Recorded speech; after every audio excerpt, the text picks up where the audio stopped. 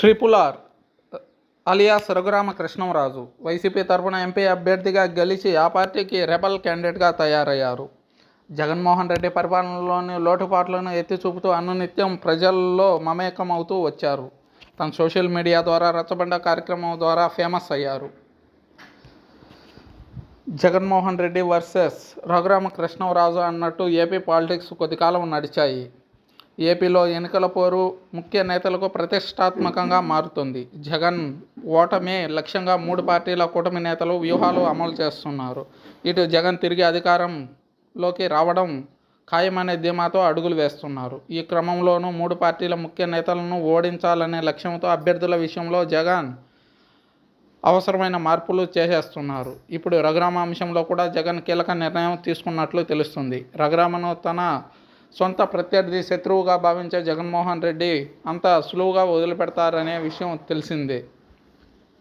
తాజాగా టీడీపీలో చేరిన రఘురామరాజు పోటీ స్థానం పైన అధికారికంగా స్పష్టత రాలేదు.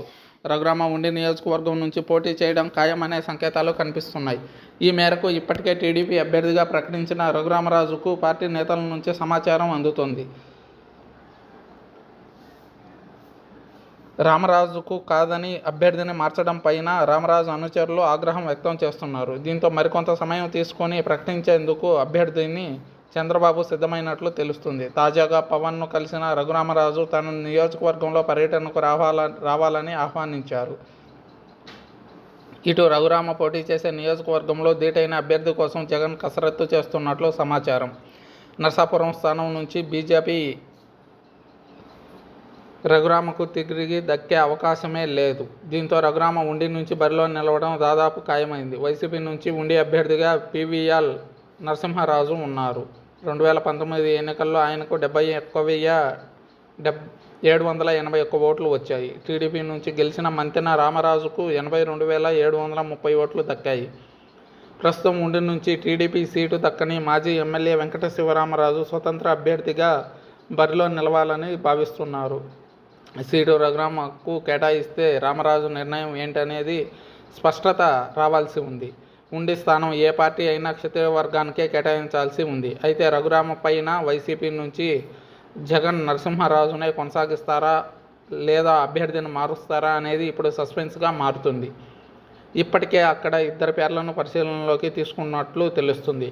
వైసీపీ కసరత్తు. ఉండిలో గతంలో నర్సాపురం నుంచి జాతీయ పార్టీ నుంచి ఎంపీగా గెలిచిన ఒక నేతను బరిలోకి దించేందుకు మంత్రాంగం సాగుతున్నట్లు పార్టీలో చర్చ సాగుతోంది. అదేవిధంగా జగన్ ప్రభుత్వంలో మంత్రిగా పనిచేసిన మరో నేత పేరు కూడా పరిశీలనలో ఉందని చెబుతున్నారు. అయితే గతంలో ఎమ్మెల్యేగా గెలిచి సీటు దక్కని మరో నేత వైపు వైసీపీ ఫోకస్ చేసినట్లు సమాచారం.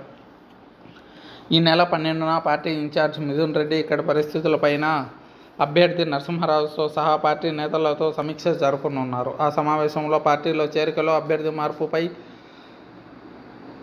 ఒక అవగాహన వచ్చే అవకాశం ఉంది. మార్పు అవసరమా లేదా అవసరమైతే ఎవరిని నియమించాలి అనే అంశంపైన ఒక అంచనాకు వచ్చి జగన్కు నివేదిక ఇవ్వనున్నారు. దీనికి అనుగుణంగా సీఎం జగన్ ప్రస్తుత అభ్యర్థిని కొనసాగించటమా మార్పు చేస్తే ఎవరిని బరిలో దించాలనేది నిర్ణయించనున్నారు.